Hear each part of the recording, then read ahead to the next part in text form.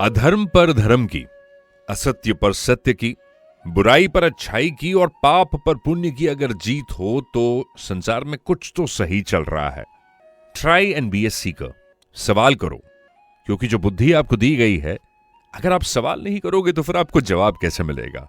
यह है एपिसोड 59, अध्याय 8, अक्षर ब्रह्म योग, और हमारे चैनल प्रज्ञा में आप सभी का स्वागत है। इस चैनल को सब्सक्राइब करना ना भूलिएगा। श्री कृष्ण कहते हैं, हे अर्जुन, मेरे सिवाय किसी को भी स्वतंत्र सत्ता नहीं है। सब मेरे से ही उत्पन्न होते हैं, मेरे में ही स्थित रहते हैं और मुझ में ही वो लीन हो जाते हैं। इसीलिए सब कुछ मैं ही हूं। कहने का मतलब है कि ईश्वर सब जगह है, सब समय में है, सभी वस्तुओं, क्रियाओं और प्राणियों में है।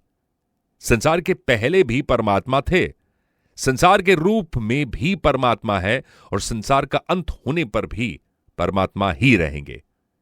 ऐसे परम पुरुष परमात्मा अनन्य भक्ति से ही आप उनको प्राप्त कर सकते हो।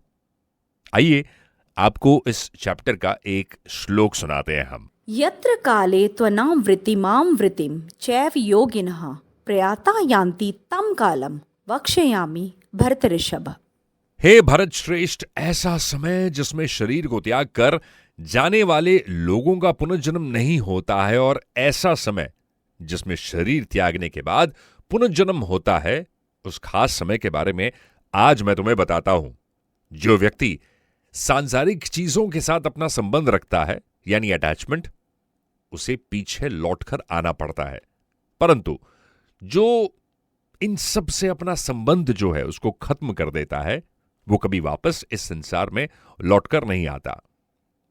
जिस समय ज्योतिर्मय अग्नि जल रही हो, दिन का पूर्ण सूर्य प्रकाश हो, शुक्ल पक्ष की चंद्रमा बढ़ रही हो और जब सूर्य उत्तर दिशा में रहता हो, उन 6 महीनों में जो मनुष्य शरीर का त्याग करता है वो ईश्वर को प्राप्त कर लेता है। जिस समय अग्नि से धुआं निकल रहा हो, रात्रि का अंधकार हो, कृष्ण पक्ष की चंद्रमा घट रही हो और जब सूर्य दक्षिण दिशा में रहता हो, उन 6 महीनों में शरीर त्यागने वाला स्वर्ग लोकों को प्राप्त करके अपने शुभ कर्मों का फल भोगकर पुनर्जन्म को प्राप्त होता है। हमारे वेदों के अनुसार इस मृत्यु लोक से जाने के 2 ही मार्ग यानी रास्ते हैं। एक जो है प्रकाश का मार्ग और दूसरा अंधकार का मार्ग।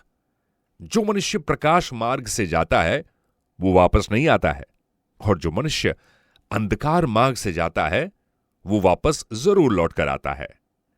यहां हमारे मन में एक सवाल, एक शंका पैदा होती है कि जब मनुष्य अपने अपने कर्मों के फल के अनुसार ही अपनी मृत्यु को प्राप्त करता है, तो फिर बाणों की शैया पर लेटे हुए महाभारत के हमारे भीष्म पितामह ने अपना शरीर दक्षिणायन से ना छोड़कर उत्तरायण तक प्रतीक्षा क्यों की? इसका कारण यह था कि भीष्म पितामह देवता थे और श्राप के कारण मृत्युलोक में आए थे। माना जाता है कि दक्षिणायन के समय देवलोक में रात होती है और उसके दरवाजे बंद होते हैं, और भीष्म पितामह जानते थे कि वे इस समय अपने लोक में प्रवेश नहीं कर सकते। इसीलिए वो उत्तरायण तक प्रतीक्षा करते रहे और उन्होंने तभी अपना शरीर छोड़ा। शुक्ल मार्ग प्रकाशमय है और कृष्ण मार्ग अंधकारमय है।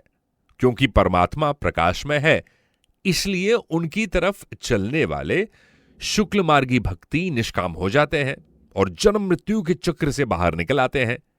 ऐसे भक्त वेदों के अध्ययन से, यज्ञ से, तप से और दान से प्राप्त सभी पुण्य फलों को भोगकर अंत में मेरे परम धाम को प्राप्त करते हैं।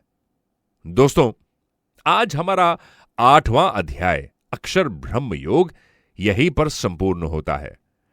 इस अध्याय में कृष्ण सब समय, सभी अवस्थाओं, सभी कामों को करते समय भगवान को याद करने की बात कहते हैं। स्वयं को ईश्वर को समर्पित करना, यही तो आपकी साधना होनी चाहिए। चलते चलते आपको एक छोटी सी कहानी सुनाता हूं। एक बार की बात है, एक गरीब ब्राह्मण एक बहुत ही संपन्न नगर से गुजर रहा था। चारों ओर बड़े बड़े महल, सुंदर बगीचे, पक्की सड़कें और ठाड़ बाड़ के साथ इधर उधर लोग घूम रहे थे। ब्राह्मण खुश था कि उसे खूब भिक्षा मिलेगी, लेकिन किंतु परंतु इस नगर में किसी ने भी उसे 2 मिट्ठी अन्न भी नहीं दिया। सुबह से दोपहर हो गई। ब्राह्मण दुखी होकर बोला, ये मेरा दुर्भाग्य है, इतने बड़े नगर में मुझे खाने के लिए 2 मुट्ठी अन्न भी नहीं मिला। थोड़ी दूर बैठे एक संत महाराज के कानों में यह बात पड़ गई।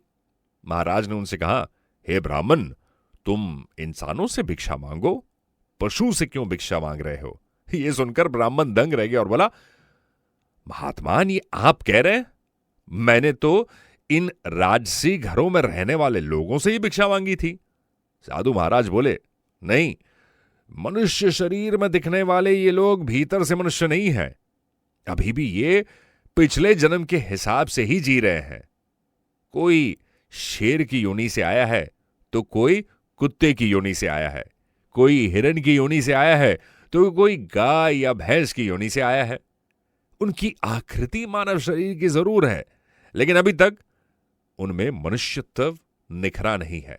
और जब तक ये मनुष्यत्व यानी ह्यूमैनिटी नहीं निकलता, तब तक दूसरे मनुष्य की पीड़ा का उनको कोई पता नहीं चलता। दूसरों में भी जो ईश्वर का वास है, ये ज्ञान नहीं होता है।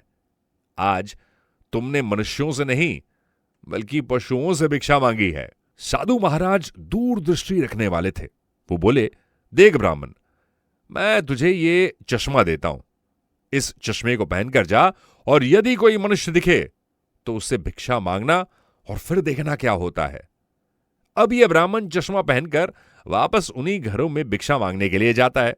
ये क्या, ये तो वाकई में कोई कुत्ता, कोई बिल्ली, कोई बाघ, सभी की आकृति तो मनुष्य की थी, लेकिन संस्कार पशुओं के थे। किसी में भी मनुष्यत्व यानी इंसानियत के संस्कार नहीं थे। घूमते घूमते ब्राह्मण थोड़ा सा आगे आया तो देखा कि एक मोची जूते सील रहा है। ब्राह्मण ने उसे गौर से देखा तो उसमें उसको एक मनुष्य नजर आया। ब्राह्मण ने उससे कहा, भाई, मुझे बहुत भूख लगी है, क्या कुछ खाने को मिल सकता है? ब्राह्मण ने उसे अब तक की सारी बात बताई। मोची ने उसे भरपेट खाना खिलाया। फिर दोनों संतों के पास लौट गए।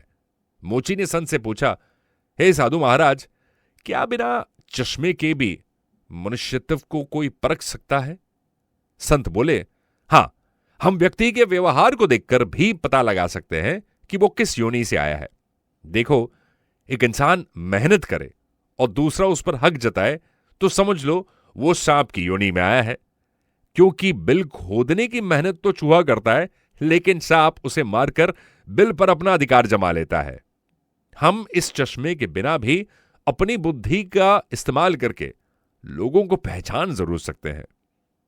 बिना मानवता के मनुष्य जानवर के समान होता है। यदि हमें जरा सी भी पशुता बाकी है तो हमें उसे मनुष्यता में बदलना है। आज का ये एपिसोड और ये आखिरी चैप्टर कैसा लगा आपको? हमें जरूर बताइए। अगले वीक हम एक और नए चैप्टर की शुरुआत के साथ आएंगे। और देखिए, सनातन धर्म को लोगों के दिलों तक पहुंचने में आपका बड़ा योगदान है। इस लिंक को व्हाट्सएप के जरिए या अपने सोशल मीडिया चैनल्स के जरिए लोगों के साथ जरूर शेयर करें और हमारे चैनल प्रज्ञा को सब्सक्राइब करना ना भूलिएगा।